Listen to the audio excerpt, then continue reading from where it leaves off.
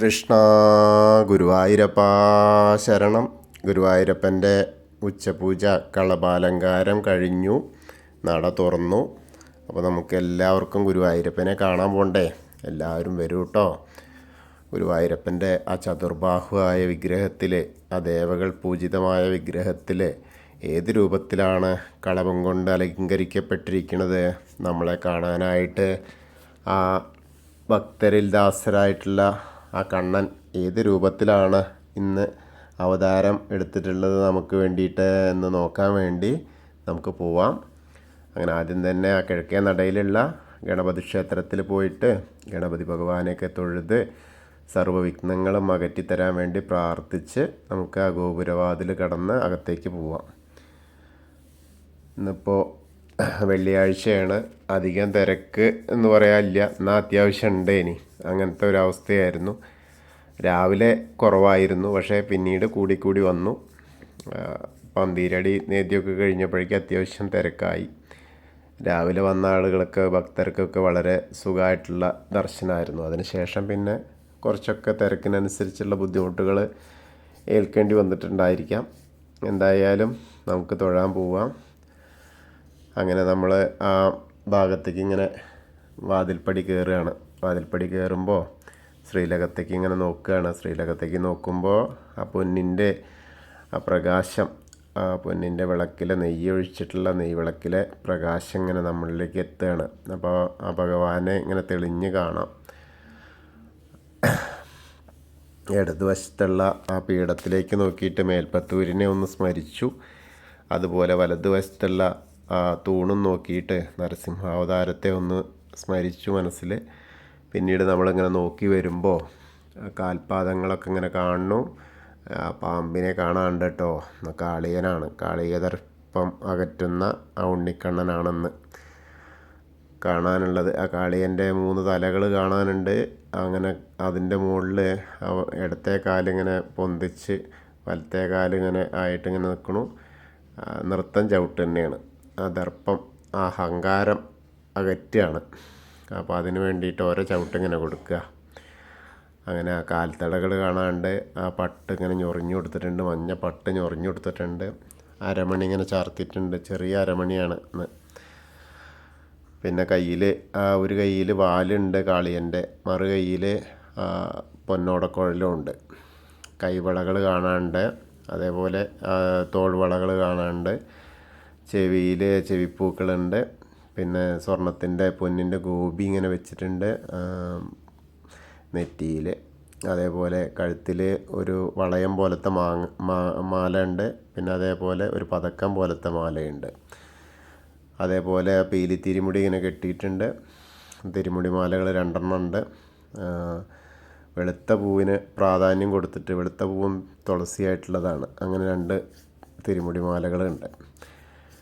പിന്നെ തെച്ചിയും താമരയും തുളസിയായിട്ടുള്ളൊന്നും, വെളുത്ത പൂവും തുളസിയായിട്ടുള്ളൊന്നും, അങ്ങനെ 2 ഉണ്ടമാലകളുണ്ട്.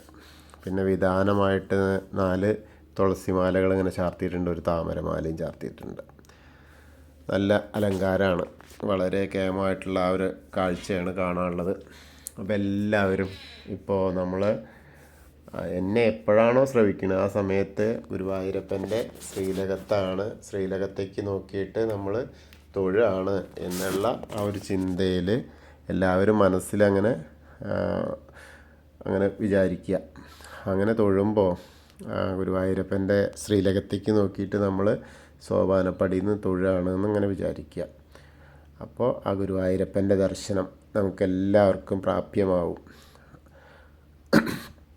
അപ്പോൾ എല്ലാവരും ആ ഗുരുവായൂരപ്പൻ്റെ ശ്രീലകത്തേക്ക് ഇങ്ങനെ നോക്കിക്കോളൂ. ആ കാളിയ മർദ്ദന വേഷത്തിൽ നമുക്കിങ്ങനെ കാണാം. എല്ലാവരും കണ്ടു തൊഴുതോളൂ. അത് കഴിഞ്ഞാൽ നമ്മൾ പതുക്കെ ഇങ്ങനെ ഇറങ്ങുകയാണ്. സോപാനപ്പടിയിൽ നിന്ന് ഇറങ്ങിയിട്ട് നേരെ ആ അഗ്നികോണിലേക്കൊന്ന് നോക്കി തൊഴുതു. പിന്നീട് നമ്മൾ തിടപ്പള്ളി നോക്കിയിട്ടൊന്ന് തൊഴുതു. പിന്നെ നേരെ ചുമരിൻ്റെ അവിടേക്ക് ഇങ്ങനെ നോക്കുമ്പോൾ ആ അല്ലക്കണ്ണനെ കാണാം. ആ അല്ലക്കണ്ണനെയും കണ്ട് തൊഴാം. അങ്ങനെ കണ്ട് തൊഴുത് നേരെ ആ സപ്തമാതാക്കളെയൊക്കെ കണ്ട് തൊഴുത് നേരെ അങ്ങനെ പോരുമ്പോൾ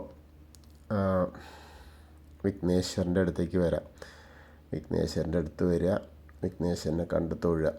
ഏകദന്തം മഹാകായം തപ്തകാഞ്ചന സന്നിഭം ലംബോദരം വിശാലാക്ഷം വന്ദേഹം ഗണനായകം. അത് കഴിഞ്ഞാൽ സരസ്വതി ദേവീനെ കണ്ടു തൊഴാം. സരസ്വതീ നമസ്തുഭ്യം വരദേ കാമരൂപിണി വിദ്യാരംഭം കരിഷ്യാമി സിദ്ധിർഭവതു മേ സദാ. അങ്ങനെ സരസ്വതി ദേവീനെയും കണ്ടു തൊഴുതു, വിഘ്നേശ്വരനെയും കണ്ടു തൊഴുതു. അങ്ങനെ വരുമ്പോൾ നേരെ ആ ചെറിയ ഗണപതിനെ കാണാം. അവിടെ ഒന്ന് കണ്ട് തൊട്ട് തല ഓടിയിട്ട് ഇങ്ങനെ വരാം. പിന്നെ മത്സ്യം, കൂർമ്മം, നരസിംഹം വരെയുള്ള രൂപങ്ങൾ കണ്ടു തൊഴാം. അതിന് ശേഷം മേൽശാന്തിയുടെ അവിടെ നിന്ന് പ്രസാദമൊക്കെ അർച്ചന പ്രസാദം വാങ്ങാം. അവിടെയൊക്കെ കണ്ട് തൊഴുത് ഇങ്ങനെ വരുമ്പോൾ ആ വാമനാവതാരം കാണാം. അതൊക്കെ കണ്ട് തൊഴാം. ഗജേന്ദ്രമോക്ഷം, അതേപോലെ ഗരുഡൻ്റെ പുറത്തിരിക്കുന്ന വിഷ്ണു ഭഗവാനെ കണ്ട് തൊഴാം. പിന്നീട് നമ്മൾ നേരെ അനന്തപത്മനാഭസ്വാമീനെ കണ്ടു തൊഴാം. അവിടെ നിറയെ പൂക്കളുണ്ട്, താമരമാലയൊക്കെ ഉണ്ട്. അതേമാതിരി ലക്ഷ്മി വിളക്കിൽ നല്ല നെയ്യ് ഒഴിച്ചിട്ട് നല്ല പ്രകാശത്തിൽ അങ്ങനെ ഇരിക്കുന്നു. അപ്പോൾ അവിടെയൊക്കെ കണ്ട് പ്രാർത്ഥിക്കാം. അതിനുശേഷം നേരെ ശ്രീകോവിലിൻ്റെ പുറകുവശത്തായിട്ട് വന്ന് സാഷ്ടാംഗം നമസ്കരിക്കാം. പിന്നീട് നമ്മൾ തിരിച്ചിങ്ങനെ വരുമ്പോൾ ബാക്കി ദശാവതാര വിഗ്രഹങ്ങളൊക്കെ കാണാം. അവിടെയൊക്കെ ഇടയ്ക്കിടയ്ക്ക് എല്ലായിടത്തും ഓരോ മാലകൾ ചാർത്തിയിട്ടുണ്ട്. ധാരാളം താമരമുട്ടും ഒക്കെ ആയിരുന്നുകൊണ്ട് നന്നായിട്ട് കിട്ടിയിട്ടുണ്ട്. കണ്ണൻ്റെ അടുത്ത് വരുമ്പോൾ അവിടെയുണ്ട് ഒരു താമരമാല. അത് കഴിഞ്ഞാൽ സുബ്രഹ്മണ്യ സ്വാമിയെ കണ്ടു തൊഴാം. പിന്നീട് നമുക്ക് നേരെ ഹനുമാൻ സ്വാമിയുടെ അടുത്ത് വരാം. ഹനുമാൻ സ്വാമിയുടെ അവിടെയുണ്ട് നിറയെ വെറ്റിലമാലയും അതേപോലെ ആ താമരമാലയൊക്കെ കൊടുത്തിട്ടുണ്ട്. അപ്പോൾ അവിടെ വന്നിട്ട് ഹനുമാൻ സ്വാമീനെ പ്രാർത്ഥിക്കാം. ത്വമസ്മിൻ കാര്യനിര്യാഗേ പ്രമാണം ഹരിസത്തമ ഹനുമാൻ യജ്ഞമാസ്തായ ദുഃഖക്ഷയകരോ ഭവ മനോജവം മാരുതതുല്യവേഗേ ജിതേന്ദ്രിയം ബുദ്ധിമതാം വരിഷ്ഠം വാദാത്മജം വാനരയൂഥമുഖ്യം ശ്രീരാമദൂതം ശിരസാ നമാമി. ബുദ്ധിർബലം യശോധൈര്യം നിർഭയത്വം അരോഗത അജാഡ്യം വാക്പടുത്വം ഹനുമസ്മരണാത് ഭവേത്. ഓം നമോ ഭഗവതേ ആഞ്ജനേയായ മഹാബലായ സ്വാഹ. അങ്ങനെ ഹനുമാൻ സ്വാമീനെ കണ്ടു തൊഴുതു. അത് കഴിഞ്ഞാൽ നമ്മൾ നേരെ ഓവിൻ്റെ അവിടെ വന്നിട്ട് പ്രാർത്ഥിക്കാം. പിന്നീട് കുറച്ചിങ്ങനെ പടിഞ്ഞാട്ട് മാറിയാൽ ആ വടക്ക് പടിഞ്ഞാറേ ഭാഗത്ത്, വടക്കേ നടയിലാണ് കേട്ടോ, ആ പടിഞ്ഞാറേ ഭാഗത്തേക്ക് നോക്കിയാൽ നമ്മുടെ താമരക്കണ്ണനെ കാണാം. കൽപ്പവൃക്ഷത്തിൻ്റെ ചോട്ടിലിരിക്കുന്ന താമരക്കണ്ണനെ കണ്ടു തൊഴാം. പിന്നീട് ഗ്രില്ലിൻ്റെ അവിടേക്ക് വന്നാൽ ആ മണിക്കിണർ കാണാം. അതേപോലെ ആ നൃത്തറയിലേക്ക് നോക്കിയാൽ ആ കിടാവിളക്ക് ഇങ്ങനെ കത്തിന് കാണാം. അപ്പോൾ അവിടെ ഏത് രൂപത്തിലാണോ നമ്മുടെ പൊന്നുണ്ണിക്കണ്ണൻ നൃത്തം ചെയ്യുന്നതായിട്ട് നമ്മൾ സങ്കല്പിക്കുന്നത്, ആ രൂപത്തിൽ നമ്മുടെ മനസ്സിലേക്ക് ആ പൊന്നുണ്ണി ഓടിയെത്തും.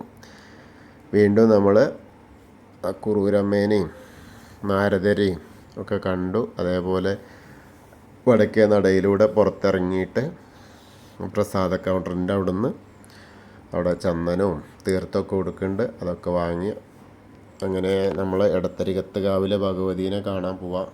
ഭഗവതീനെ കണ്ട് തൊഴാം.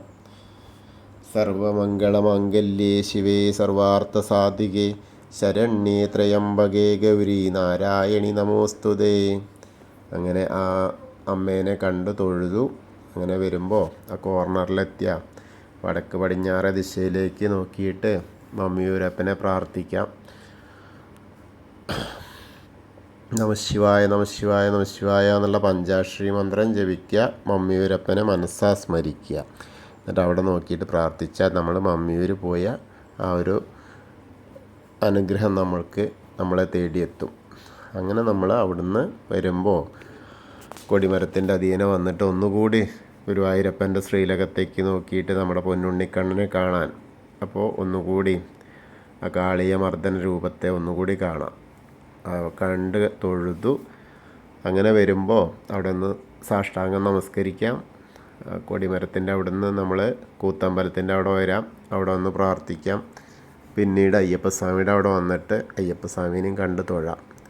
ഇന്ന് നല്ല കറുത്ത മുണ്ടൊക്കെ എടുത്തിട്ടാണ് അയ്യപ്പസ്വാമി ഇങ്ങനെ ഇരിക്കുന്നത്. വെളുത്ത പാവുമുണ്ടും ഉണ്ട്, പിന്നെ കറുത്ത മുണ്ടും ഉണ്ട്. പിന്നെ മുഖത്തൊക്കെ ഇങ്ങനെ ചന്ദനം ആയിട്ടുണ്ട്, നിറയെ ചന്ദനം കൊണ്ടുള്ള ചാർത്തായിട്ടുണ്ട്. അപ്പോൾ അയ്യപ്പസ്വാമീനെയും കണ്ട് തൊഴാം.